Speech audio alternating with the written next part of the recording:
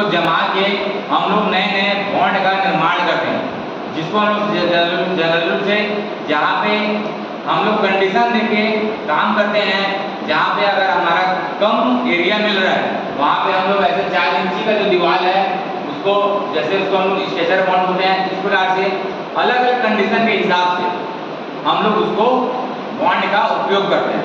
तो हम लोग ब्रिक मेसन में जनरली प्रकार से 5 प्रकार के जो बॉन्ड है, ठीक है, 5 प्रकार के जो बॉन्ड है इसके बारे में हम लोग जानते हैं। ब्रिक मेसन के तहत में ये आता है, ठीक है। तो पहला है हम लोग का इंग्लिश बॉन्ड, पहला है इंग्लिश बॉन्ड।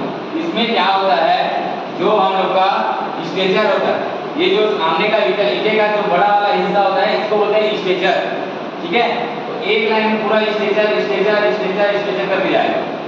दूसरे लाइन में हम लोग का header header header header header ऐसे करके हेडर जाएगा, मतलब ईटे का जो बड़े लंबा वाला हिस्सा होता है उसको स्ट्रेचर बोलते हैं, और जो सामने का छोटा वाला जो हिस्सा होता है उसको बोलते हैं हेडर, ठीक है।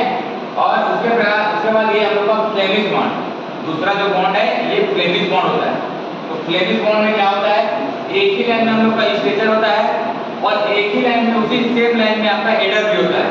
अगले में फिर से स्ट्रेचर, उसके बाद तीसरे लाइन में हेडर से शुरू करते हैं, फिर स्ट्रेचर फिर हेडर, ठीक है। ये एक बॉन्ड हुआ। इसके बाद में अगला बॉन्ड है हम लोग का स्ट्रेचर बॉन्ड। स्ट्रेचर बॉन्ड मतलब जो ईटे का सामने वाला जो हिस्सा है जिसका हम लोग स्ट्रेचर बॉन्ड का उपयोग हम लोग जनरल रूप से पार्टीशन के लिए करते हैं। अगर कहीं पे हम लोग को पार्टीशन खड़ा करना होता है तो हम लोग पार्टीशन के लिए स्ट्रेचर बॉन्ड का उपयोग करते हैं। इसमें क्या करते हैं, सामने तरफ से देखने पर जो स्ट्रेचर होता है, तो इसमें जो जितने सारे भी हम लोग ब्रिक्स का उपयोग करते हैं उसमें सिर्फ स्ट्रेचर ही होता है हमारा, ठीक है।